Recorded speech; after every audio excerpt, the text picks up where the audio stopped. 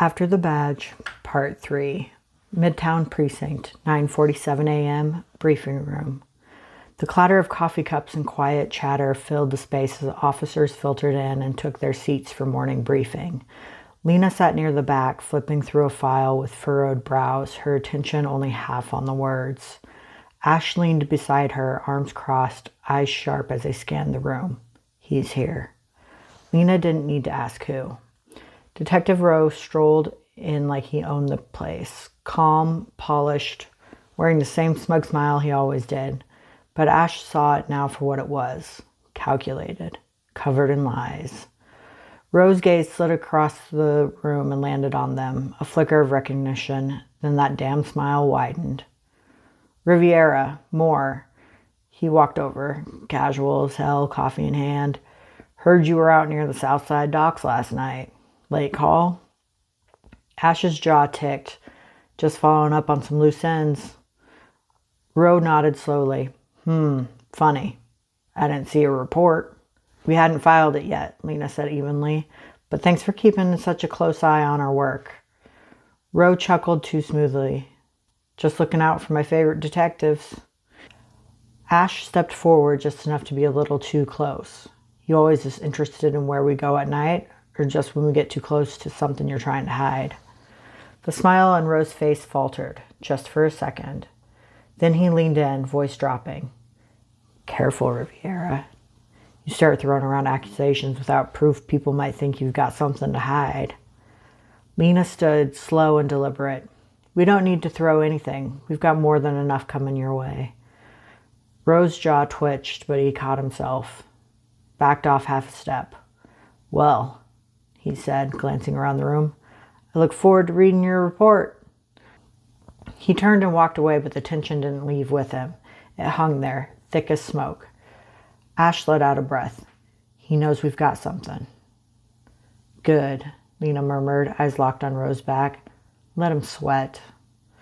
Ash looked down at her, something dark and protective flickering in their gaze.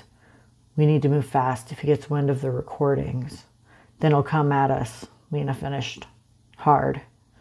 Ash nodded. So we hit first. Lena's smile was all teeth. Let's take the bastard down. Records room, 11:13 a.m., restricted archive, sublevel 2. The precinct's old file room smelled like mildew, stale paper, and forgotten secrets.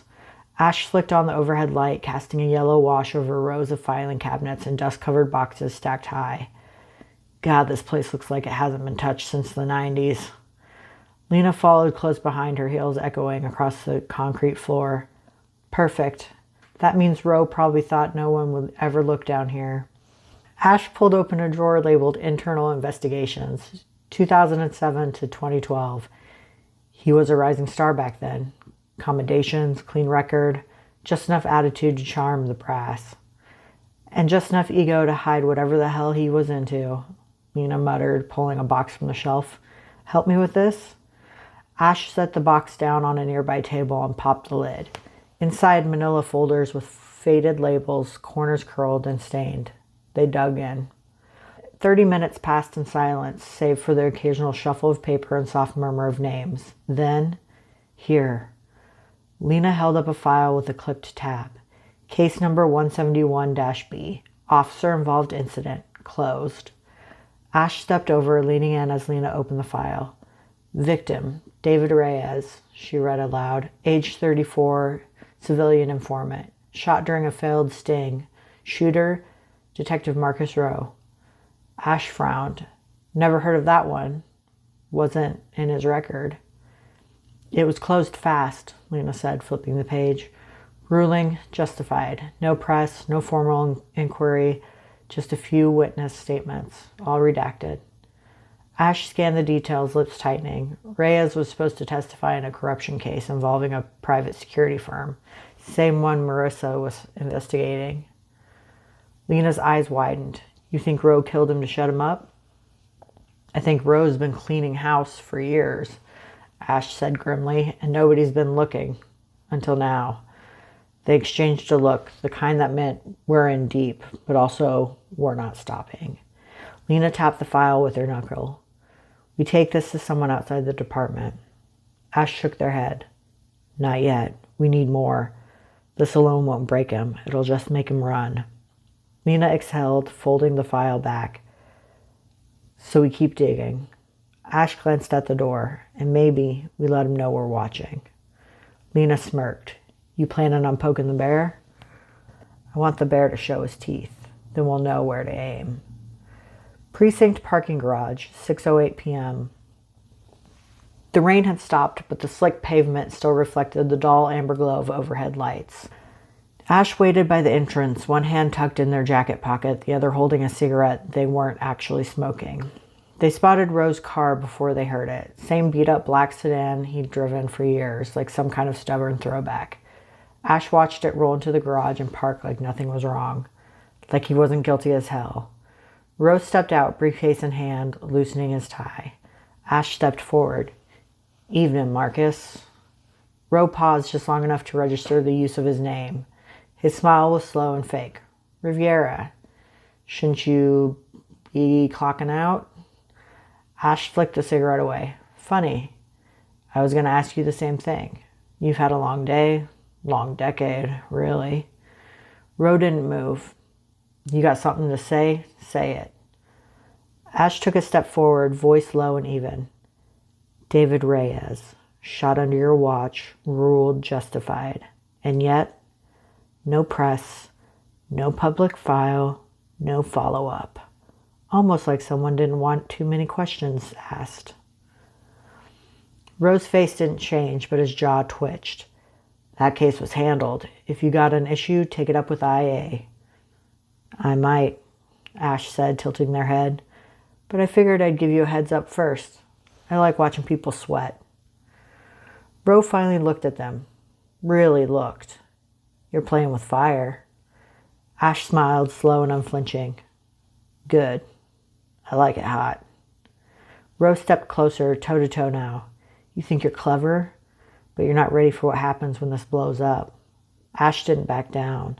You mean when you go down? Roe's voice dropped, dark and quiet. You're digging in dirt that's deeper than you can handle. You and your partner need to think real hard about what you're willing to lose. That got under Ash's skin, but they didn't show it.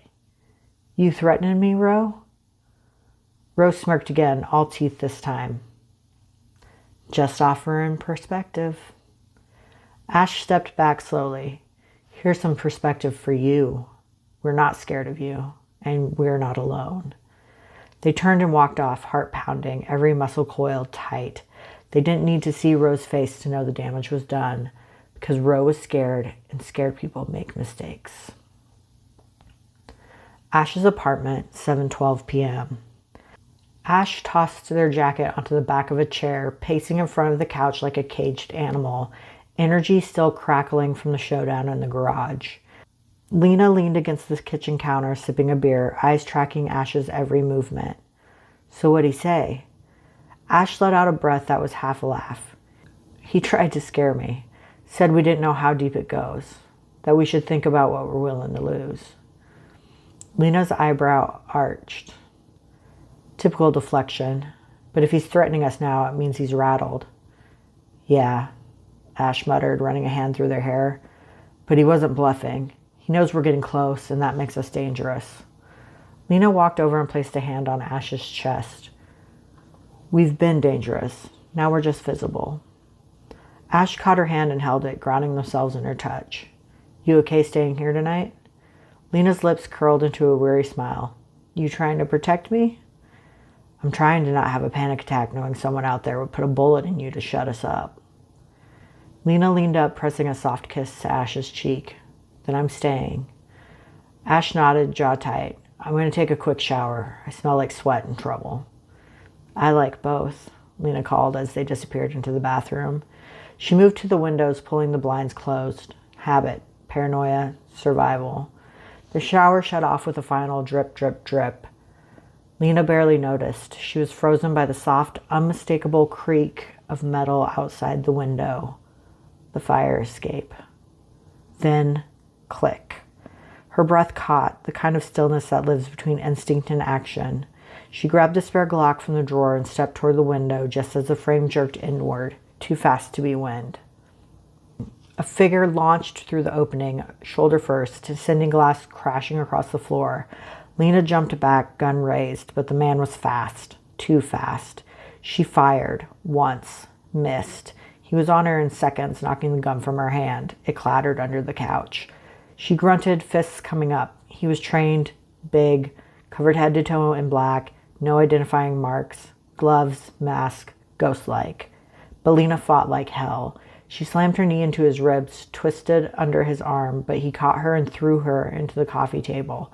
It shattered under her weight with a brutal crack. Pain bloomed down her side, but she didn't stop. She reached for the knife tucked under the couch. Ash always kept one there, and slashed upward just as he lunged. He dodged, but the blade nicked his arm. A hiss, a stumble. He came at her again, and that's when Ash burst out of the bathroom, half-dressed, towel hanging forgotten around their shoulders, water still dripping from their hair. They didn't hesitate. Get off her! Ash crossed the room in a blur and tackled the man full force, knocking him back into the wall with a crash. Fists flew, raw, furious. Ash fought like someone possessed, like the only thing that mattered in the world was keeping Lena safe.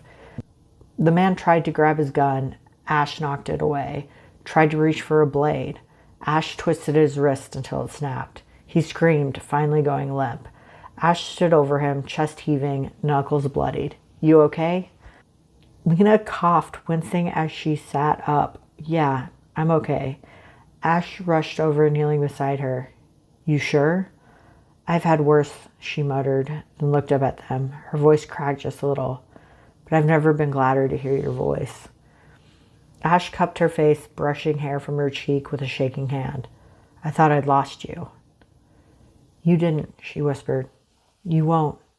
Behind them, the attacker groaned, shifting slightly. Ash stood, grabbed their gun, and leveled it at the man's head. No more surprises. Lena slowly got to her feet, gripping Ash's arm to steady herself. Ash looked down at the man, cold fury in their eyes. Time to find out who the hell you are.